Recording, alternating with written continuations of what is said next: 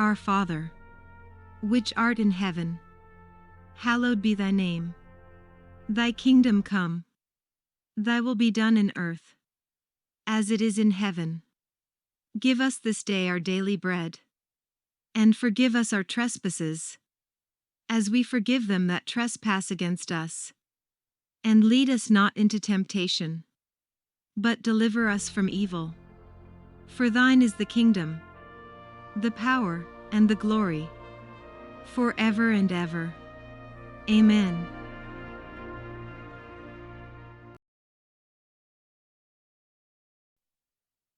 Genesis chapter 45.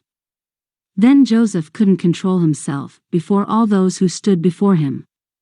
And he called out, "'Cause everyone to go out from me." No one else stood with him, while Joseph made himself known to his brothers. He wept aloud. The Egyptians heard, and the house of Pharaoh heard. Joseph said to his brothers, "I am Joseph. Does my father still live?" His brothers couldn't answer him, for they were terrified at his presence. Joseph said to his brothers, "Come near to me, please." They came near. He said, "I am Joseph, your brother, whom you sold into Egypt.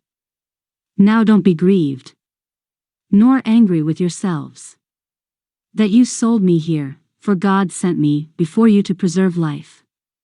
For these 2 years the famine has been in the land, and there are yet 5 years, in which there will be no ploughing and no harvest. God sent me before you to preserve for you a remnant in the earth, and to save you alive by a great deliverance. So now it wasn't you who sent me here, but God, and he has made me a father to Pharaoh, lord of all his house, and ruler over all the land of Egypt. Hurry and go up to my father, and tell him, this is what your son Joseph says. God has made me lord of all Egypt. Come down to me. Don't wait. You shall dwell in the land of Goshen, and you will be near to me. You, your children, your children's children, your flocks, your herds, and all that you have. There I will provide for you. For there are yet 5 years of famine, lest you come to poverty, you, and your household, and all that you have. Behold, your eyes see, and the eyes of my brother Benjamin, that it is my mouth that speaks to you. You shall tell my father of all my glory in Egypt, and of all that you have seen. You shall hurry and bring my father down here." He fell on his brother Benjamin's neck and wept, and Benjamin wept on his neck. He kissed all his brothers, and wept on them. After that his brothers talked with him. The report of it was heard in Pharaoh's house, saying, "Joseph's brothers have come." It pleased Pharaoh well, and his servants.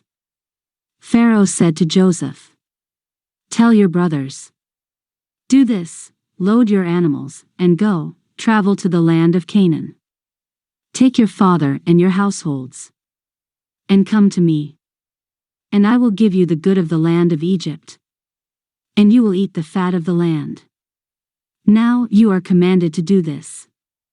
Take wagons out of the land of Egypt for your little ones, and for your wives. And bring your father, and come. Also, don't concern yourselves about your belongings, for the good of all the land of Egypt is yours." The sons of Israel did so.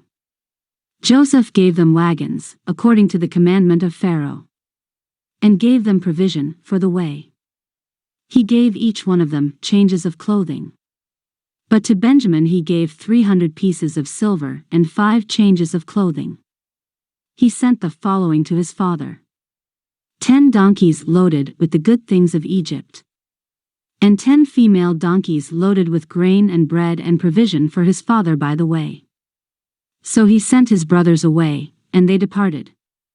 He said to them, "See that you don't quarrel on the way." They went up out of Egypt, and came into the land of Canaan, to Jacob their father.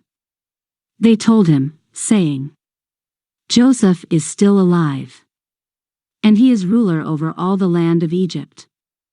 His heart fainted, for he didn't believe them. They told him all the words of Joseph, which he had said to them. When he saw the wagons which Joseph had sent to carry him, the spirit of Jacob, their father, revived. Israel said, It is enough. Joseph my son is still alive. I will go and see him before I die.